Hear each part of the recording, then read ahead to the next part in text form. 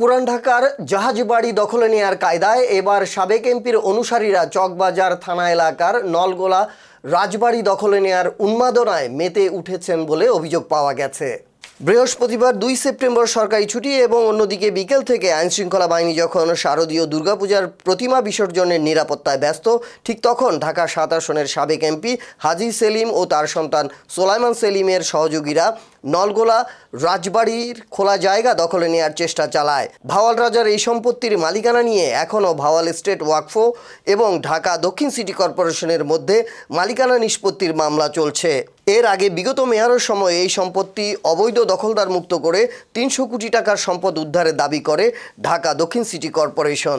সবশেষ ভাওয়াল ওয়াকফ থেকে একাধিক ব্যক্তির নামে পৃথক পৃথক লিজ নেওয়া হলেও তার মেয়াদ শেষ হয়েছে ৪ বছর আগে।